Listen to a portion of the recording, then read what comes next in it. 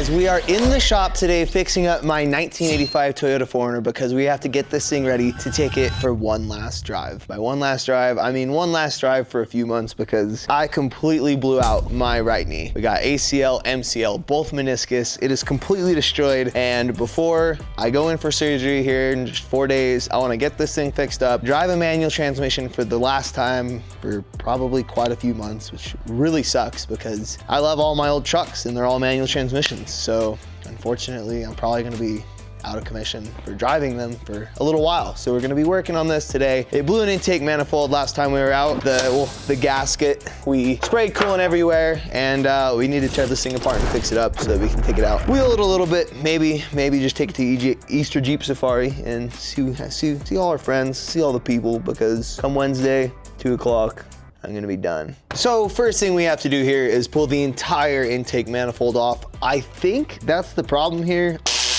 but you might be a little bit angry because you clicked on this video saying, you know, last drive, and I'm not selling it. No, I'm not selling my 4Runner. I just bought it back and I just got it kind of sort of built. It's been broken like a medium amount since I built it, but long story short, no, the 4Runner's not going anywhere, and I won't sell. Anyway, but yeah, we're just disconnecting everything, getting it all ready. It's just coming straight out. Like, this is not normal. This is the weirdest drain hole I've ever seen. We gotta drain some of this coolant out so that we can pull this intake off, because, well, we have a coolant leak in the intake. So obviously there's coolant going through it. Wash my hands. Except for this big old hose that's staring me right in the face. Oh, there's more hoses. All right, a couple more cooling lines. Upper intake off.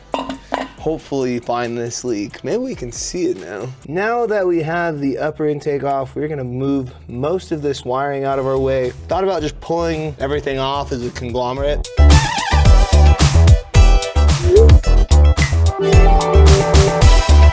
Oh, you know what? I just found it. It's the hard water line that goes up bottom of the intake. It's been a long time since I've worked on a 22 RE, so you're gonna have to forgive me. But I found it. Should have this off in just a minute. Ooh. All right, yeah, you can see exactly where the gasket blew. And I mean, it wasn't a happy gasket over here. Oh, because that's all one with the EGR. That's what happened. We blew this gasket right here. And I think it was a lot to do with it being just a bunch of loose bolts. Hopefully not too much pressure. It didn't feel like this was very tight. This is definitely a new cylinder head. Lots of information being thrown your way. I'm just jibber jabbering. And we'll get back to it. We're gonna replace this gasket, pull the EGR off the side of the head. All right, we now have the cylinder head cleaned off, the intake manifold cleaned off, our new gasket right here. Everything seems just fine. Hopefully there's no big issues and there's surprises in here, but I think we can just put this new gasket on, bolt everything back together, and we should have a good to go truck. I think this used to have one more stud, and now it only has one stud instead of two, so it's gonna be kind of hard to line this up. Might use a dab RTV to just get it to stick to the cylinder head so we can put it in place while we put the intake in. But yep, we're good to go. Putting this thing back together, finally.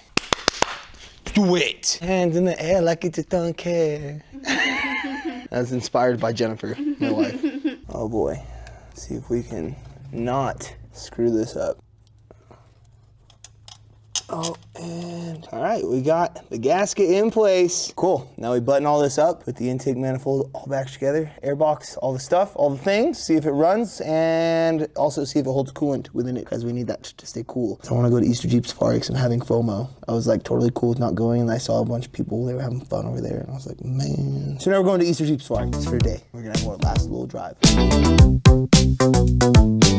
And now we have the very sad looking wiring back on here, but it should do the job and it should not leave us stranded, at least for now. So gonna just go ahead and throw this upper intake plenum back on, make sure all our grounds are happy, which there's really just one that you wanna make sure about. Make sure we're not doing anything weird, rocking on anything, pinching anything in there. And there we go. Upper intake's on, a few more nuts and bolts, a couple clips into the wires. This thing should be ready to add coolant to, and we'll give it a power wash because this is looking sad. Look how nice it looks up there.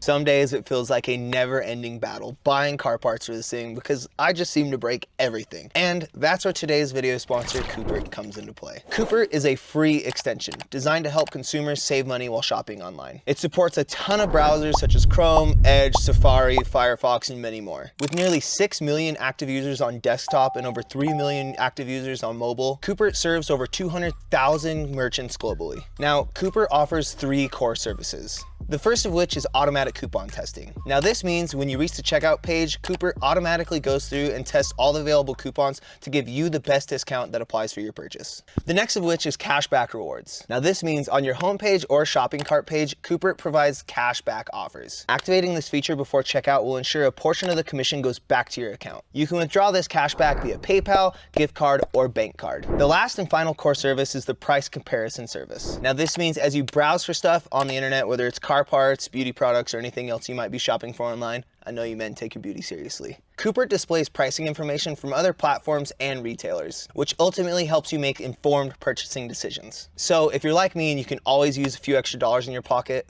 use my link in the description to download the Coopert extension or download the app to get started. Thank you so much to Coopert for sponsoring today's video. Now let's get this thing fixed and get back on the road.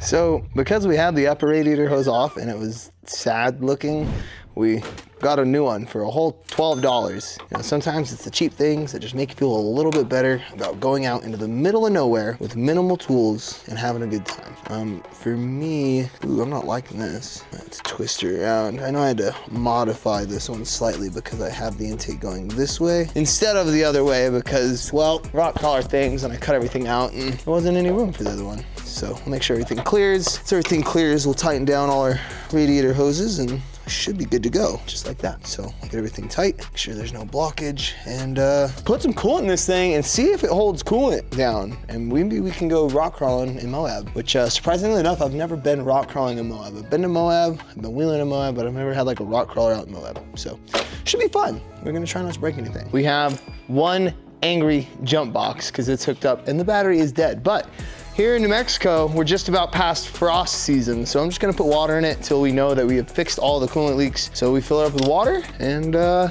yeah, take this thing for a test drive and listen to that thing scream at us. Right, I forgot to tighten some bolts. So now we have the two 10 mils in this coolant passage. Yep, I feel them. They're loose. Loose bolt Bobby. Get these two 10s tight in this crossover coolant tube thing. And yeah, what a doofus. It's okay. So that's why we're using waters, because I'm a doofus. And I also took a 3-hour break in the middle of all this because it's the most beautiful day in the world outside and I had to go just do outside of the shop things. Might have forgot a thing or two while I was outside the shop. Sick. Now let's fire this bad girl up and let it burp. Don't.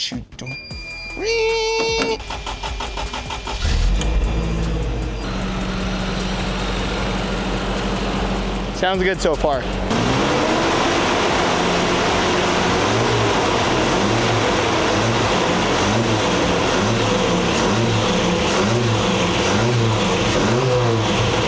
All right, per usual, first test drive, and we're gonna head straight to the car wash.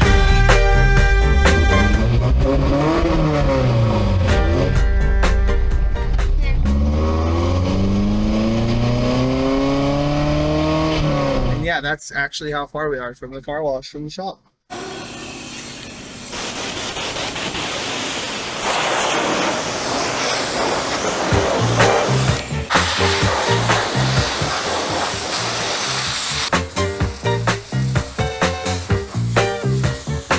So all the intake manifold bolts are tight.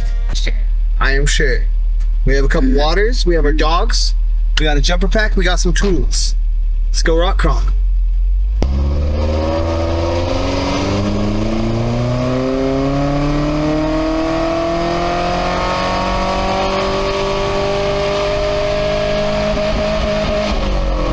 All right, we are in the Glade Run Recreation Area, Chokecherry Canyon here in Farmington, New Mexico.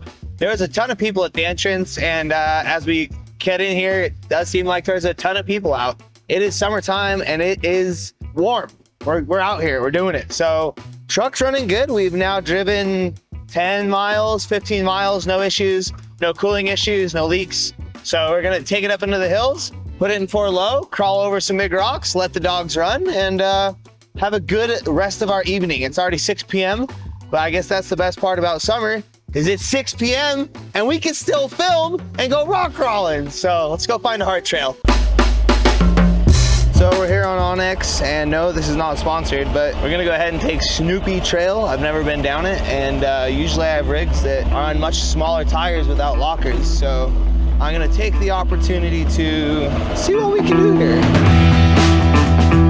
All right, so we took the bypass up this gnarly section. We don't have a chromoly shaft in this front side because we broke it last time we were out playing, and it's got a stock shaft in it. So we're gonna play nice, but we're gonna follow the rest of Snoopy Trail, and there's kind of a camper right next to our line, and I didn't want to be kicking up dust. And it's really just an excuse not beat on my truck because all my stuff's broken, so I'm trying not to break this today.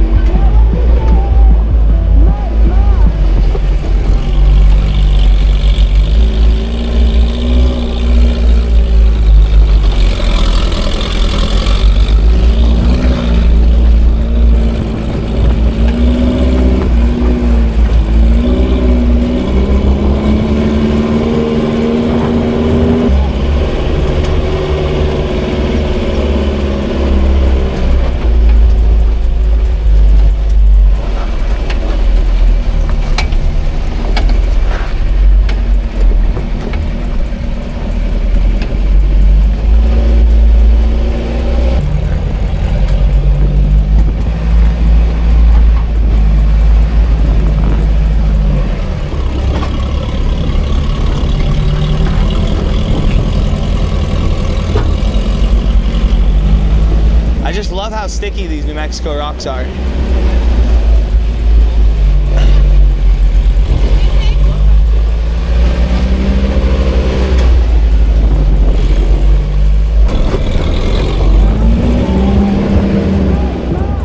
It's obviously performing well. We haven't gone far in the rocks, but it is working. Four-wheel drive's working, four-wheel's working, lockers are working. It's put a smile on my face, so the overall thing is working.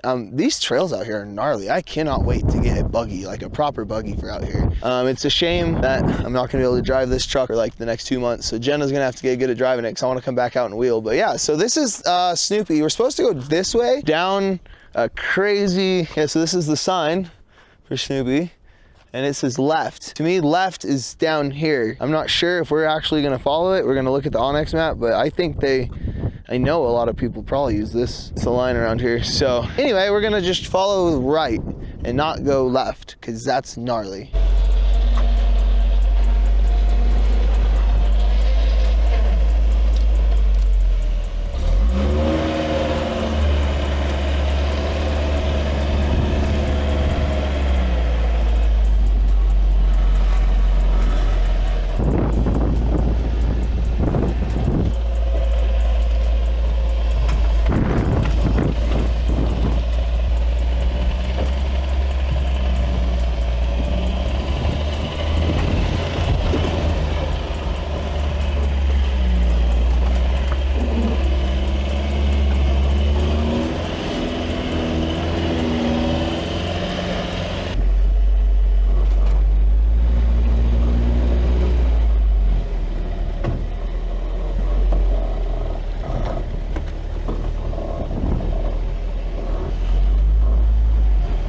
Dude, we're so close.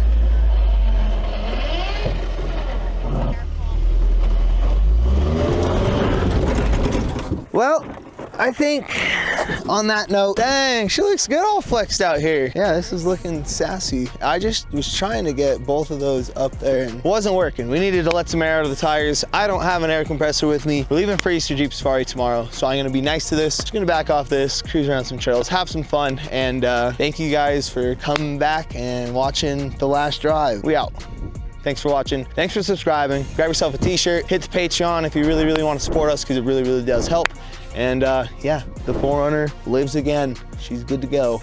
She's not going anywhere. It was a great last ride for surgery.